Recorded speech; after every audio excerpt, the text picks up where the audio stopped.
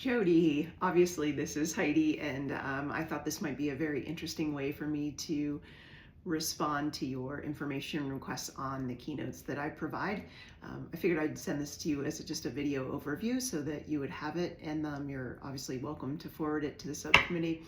I just figured this type of response would help give you and your subcommittee just a better understanding of just my personality.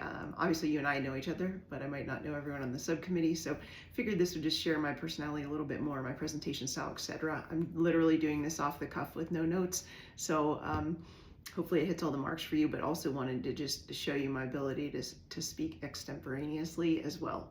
So as far as the keynotes, well, let me give you a little background first for those that don't know. My name is Heidi Jorgensen Bejo.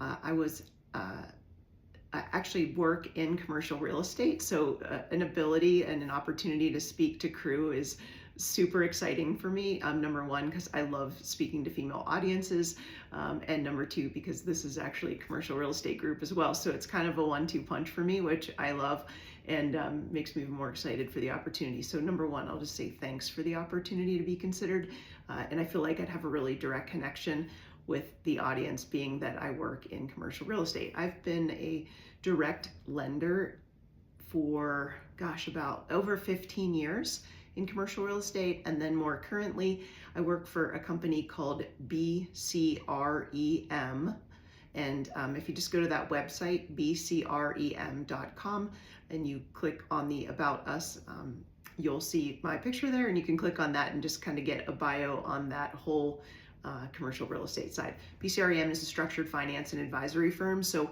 while I'm not currently a direct lender, I'm more on the consulting and finance. I'm still in the finance world, but a little more consulting added into that as well. So hopefully that connection helps. And as far as my keynotes, gosh, I've been keynote speaking and executive and life coaching for I'd say about 12 years now. I'm a certified high performance coach. I'm also a certified mental performance mastery coach. My audience has been as small as probably 15, 20 people, maybe like a smaller Rotary Club or something like that, to as large, my largest keynote's probably been around 5,000 people, a little over. So definitely comfortable. I think you mentioned for the professional development for crew, that's probably an audience size in the, I think you said maybe 60 to 100 range. Absolutely comfortable in that wheelhouse as well. That size group will be really fun because we can be a lot more interactive, which I think will be great for folks in terms of what they can take away from the presentation. As far as the different types of keynotes that I do and offer, I have several. The very first one that I ever did is called The Power of Gratitude. That one I speak just some life stories about how living through the lens of gratitude has been really helpful for me.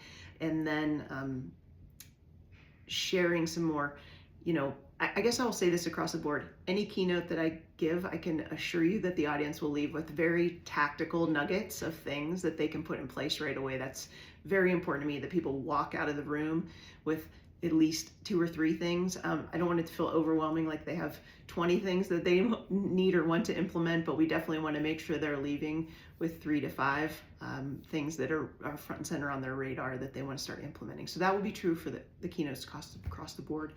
The Power of Gratitude is, like I said, is the very first one that I ever did. It's a little more warm and fuzzy. I still do that keynote. It's near and dear to my heart.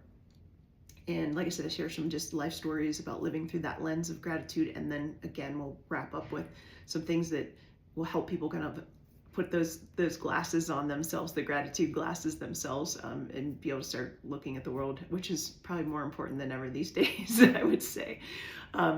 Another keynote that I have that is is definitely my most requested is called Building Resilience Through High Performance Habits. That one is based on the world's largest study of high performance, and basically it was an academic study.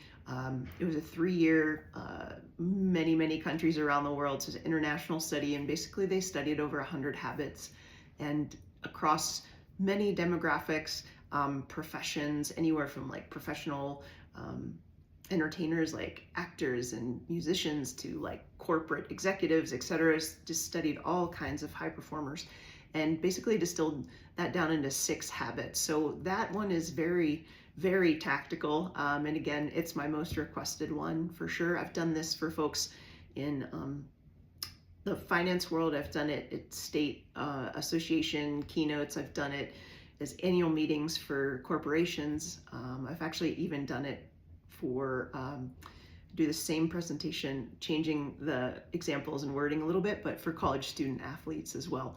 So yeah, we take those 6 habits, delve into those together, again, totally backed by data and research. So heavy on the background on that one.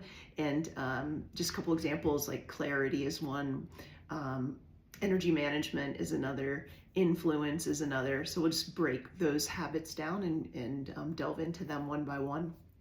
So another one would be just using the acronym HUDDLE. This is more of a team-based keynote. So that word huddle, so the H is here and now, and we just kind of break that down. There's a whole process to this, and it's actually used I use it weekly myself, to be totally honest. That's how I came up with the acronym. So part of it is me planning my week, but it's also really good for teams.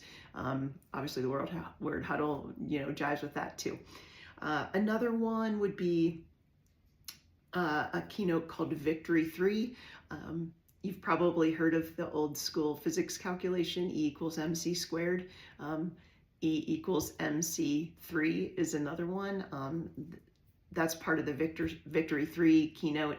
Basically, that would be that excellence is based on clarity, courage, and consistency. And then we just kind of dive in. And again, Victory 3 is an acronym as well. And then another one would be for the mental performance mastery certification that I have. There are 10 pillars of high performance. And just a couple examples of those would be having an elite mindset. It would be focus and awareness.